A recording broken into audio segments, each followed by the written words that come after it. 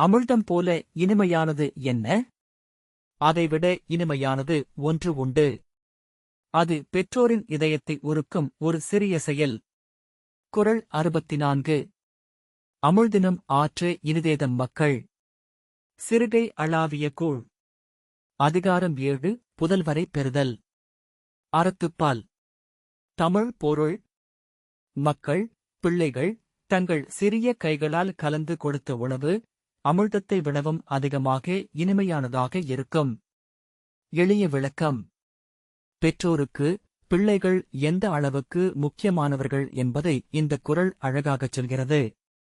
ஒரு குழந்தை தனது சிறிய கைகளால் உணவை கலக்கி பெற்றோருக்கு கொடுத்தால் அது சாதாரண உணவு இல்லை, அது அன்பு நிறைந்த அமிழ்தம் போல இருக்கும்.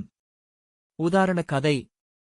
ஒரு ஏழை குடும்பத்தில் ஒரு தந்தை தினமும் கடினமாக வேலை செய்து வீட்டிற்கு வருவார்.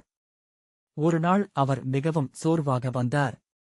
அவரது சிறிய மகள் அவனை பார்த்து, அவள் சாப்பிட்டுக் கொண்டிருந்த சாதத்தை தனது சிறிய கைகளால் கலக்கி, அப்பா, நீங்களும் சாப்பிடுங்கள் என்று கொடுத்தாள். அந்த தந்தை அந்த உணவை சாப்பிடும் போது கண்களில் நீர் வந்தது. அது சாதாரண உணவு இல்லை, அது அன்பு, பாசம், பரிவு அனைத்தும் சேர்ந்த உணவு. இந்தக் கதையின் பொருள். பிள்ளைகளின் அன்பு மிகச் சுத்தமானது. அவர்கள் கொடுக்கும் சிறிய செயல்களே பெற்றோருக்கு மிகப்பெரிய மகிழ்ச்சியைத் தரும். ஊக்கவுரை. பாசம் கொண்ட ஒரு செயல் பெரிய பொருளை விட மதிப்புடையது. அன்புடன் செய்யப்படும் சிறிய விஷயங்களே வாழ்க்கையை இனிமையாக்கும். நிஜ வாழ்க்கை சம்பவம். பல பெற்றோர் சொல்வார்கள், என் குழந்தை எனக்கு ஒரு காகிதத்தில் ஓவியம் வரைந்து கொடுத்தது. அது எனக்கு உலகமே போல இருந்தது என்று. அந்த ஓவியம் விலை உயர்ந்தது அல்ல, ஆனால் அதன் பின்னால் இருக்கும் அன்பு அளவிட முடியாதது. நகைச்சுவை உதாரணக் கதை. ஒரு சிறுவன் தனது அம்மாவுக்கு சாப்பாடு கொடுக்க வேண்டும் என்று நினைத்தான்.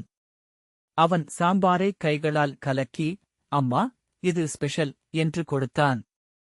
அம்மா சிரித்துக்கொண்டு சாப்பிட்டார். பின்னர் கேட்டார், என்ன ஸ்பெஷல்? குழந்தை சொன்னான், நான் கலக்கும்போது பாதி கீழே விழுந்தது. அதனால்தான் ஸ்பெஷல். அம்மா சிரித்தார். ஆனால் உள்ளத்தில் அது அன்பான தருணம். கதையின் சின்ன பொருள். சுத்தமோ சுவையோ முக்கியமல்ல, அன்புதான் முக்கியம். அன்பு இருந்தால் எதுவும் இனிமையாக மாறும். மீண்டும் குறள். அமிழ்தினும் ஆற்று இனிதேதம் மக்கள். சிறுகை அளாவிய கூழ். தமிழ் பொருள். சுருக்கமாக சோகஸ்மெய்லி. பிள்ளைகள் அன்புடன் கொடுக்கும் உணவு அமிழ்தத்தை விட இனிமையானது. அடுத்த குறளில் சந்திப்போம். நன்றி.